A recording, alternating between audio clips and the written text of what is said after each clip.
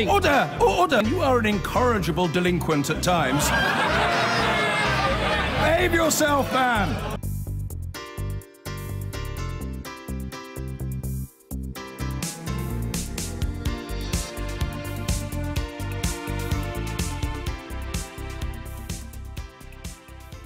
It's only 20 feet high, filled with helium, will only fly for 2 hours. But the Trump baby blimp has divided opinion on this side of the pond almost as much as the visit of the US president himself.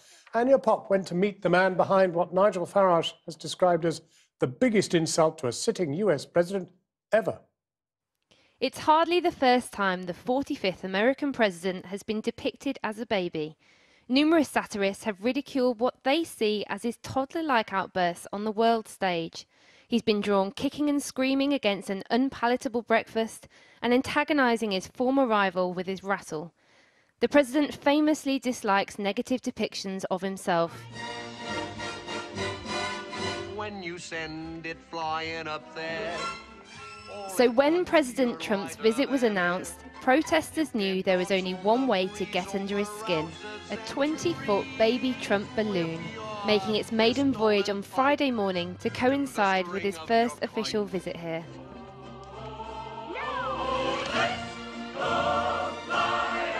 I think, people who are saying that this is inappropriate or offensive, Donald Trump is an inappropriate and offensive president. And, if you don't want an inappropriate protest, don't elect an inappropriate president. It's particularly annoying them that this has been so successful, and I think it seems to have captured the public mood. Actually, there's something very British about this, which people relate to. Friday's going to be a wonderful moment when he actually takes to the air. He's going to buoy the spirits of a nation. Are you disappointed that President Trump won't see it himself? No, it's fantastic that we've run him out of town with this. He didn't even have to see it in person to bottle out of spending time in London. Although the president's days are planned for outside the capital, barricades are going up around the US ambassador's residence in London, where he is expected to stay. One of those who has spoken out against the balloon has suggested an unconventional way to remove it. Yes, I was jokingly tweeting that maybe a US Marine Guard should go on the top of the new wonderful embassy that they now have and just do a little pot shot. And I just had this vision, of it hitting Donald Trump's blimp in the rear and gas expelling from that end and it making noises and falling to the ground. And would you actually like that if somebody brought the balloon down? Oh, look, it's not the balloon I'm against. What I'm against is the hypocrisy of it all. People getting really uptight about Donald Trump, but don't seem to care about people like President Xi of China, who has tens of thousands of people in political labor camps. The balloon will fly near Parliament, where tens of thousands are expected to come to protest against the visit. The US Embassy has warned Americans to keep a low profile. And while President Trump might not see the balloon on this trip, the organisers say they've raised enough money to tour Trump Baby and follow the president around the world. And actually, talking of President Trump, which we've done quite a lot of today, he will be winging his way from Brussels to the UK later on today. He'll be flying in this afternoon. He will be arriving at Stansted Airport, and then his first stop on his tour, his very brief tour, will be Winfield House, which is the rather splendid residence of the US ambassador. There it is in Regent's Park. So that's stop number one, rather splendid residence it is. And then he will be going off to Blenheim Palace, the ancestral home of Winston Churchill. That'll be a rather swanky black tie event later on. Theresa May and lots of other dignitaries and politicians will be there. Then tomorrow, off to Chequers, the Prime Minister's retreat. It's been quite busy and full recently, hasn't it, Chequers?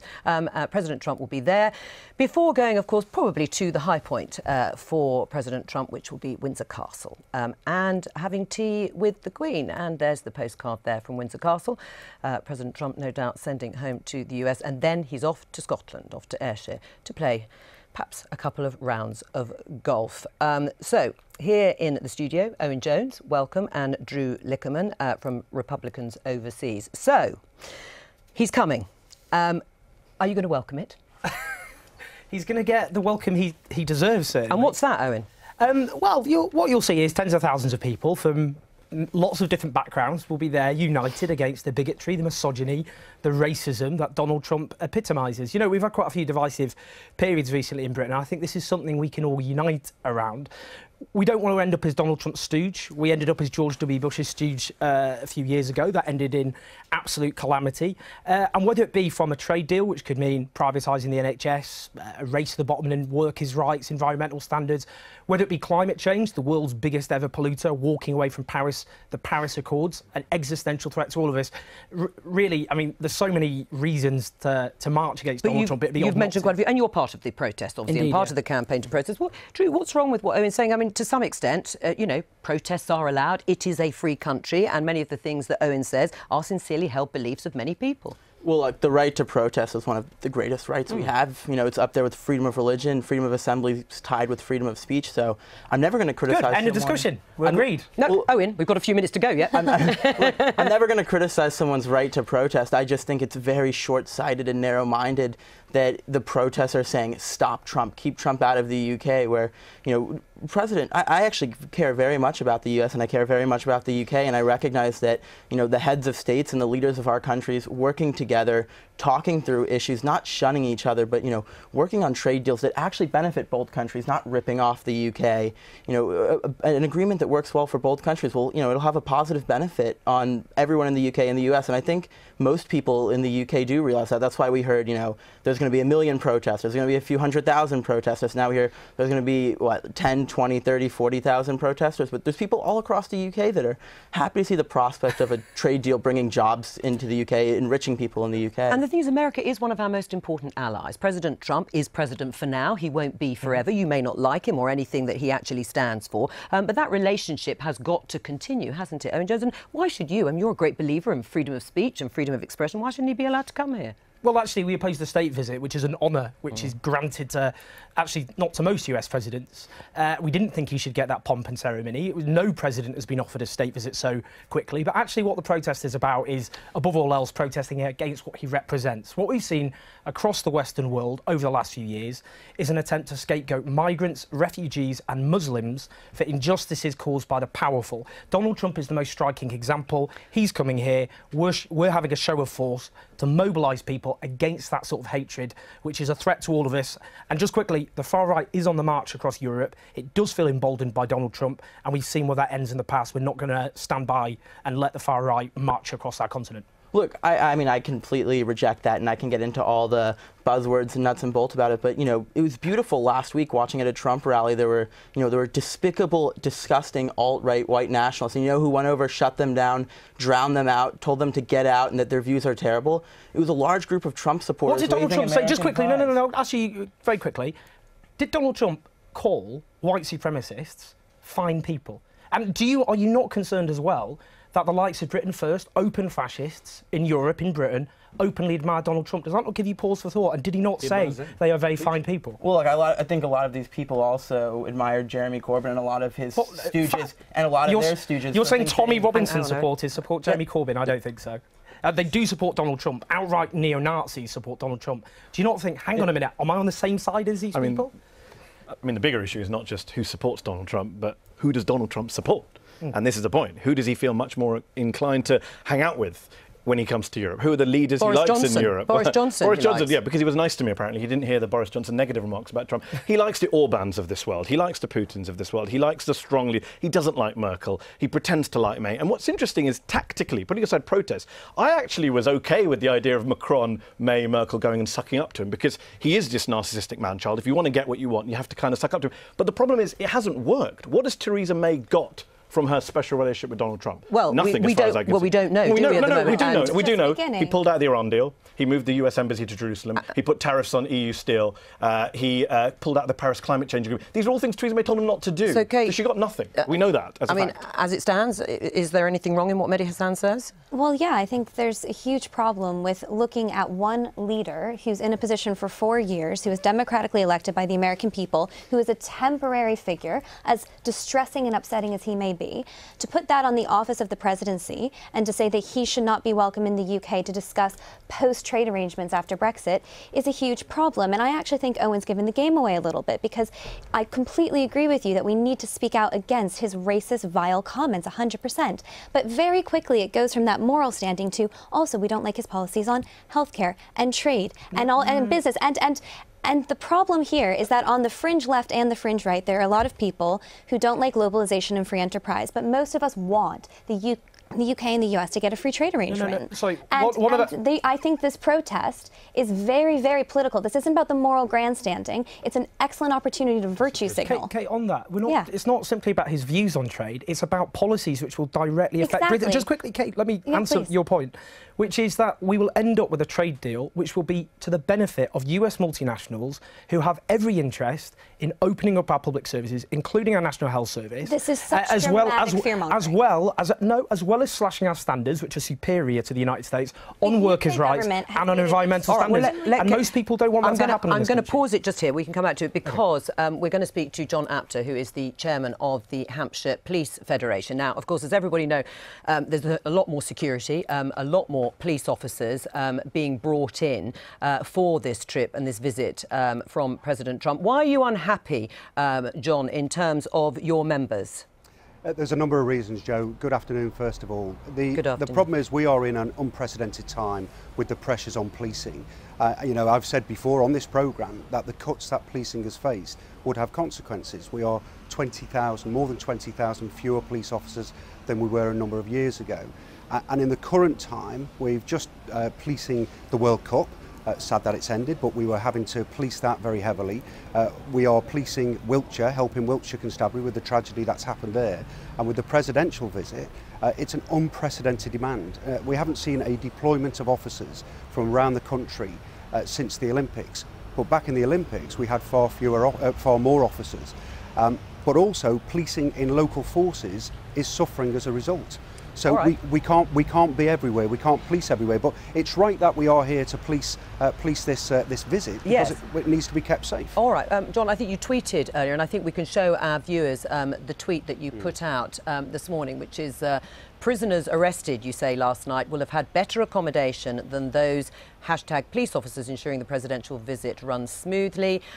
Police chiefs who talk well-being of their people need to take a long, hard look at this. This is not acceptable.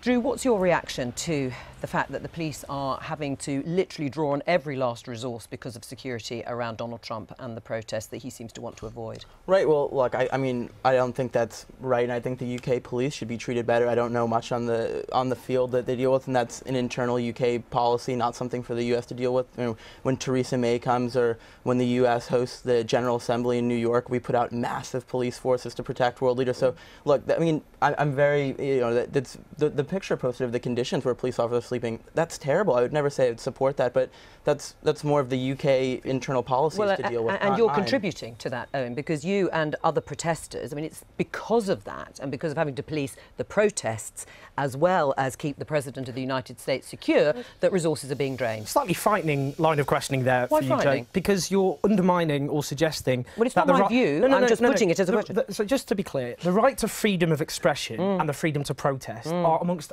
as you yourself have said, are amongst the most sacred rights we have. Our ancestors fought and died for it. Sure. The answer to what you've just seen there is to resource the police properly. 20,000 police officers have been cut, and not to put them in those circumstances. But it is one of the key supposed roles of the police to facilitate peaceful protest, which is what we're doing. Just on the subject of the importance of protests, one always, I enjoy this memory. Wilbur Ross, who is Donald Trump's Commerce Secretary, went with him to Saudi Arabia. Remember his first visit as president? He went to Saudi Arabia.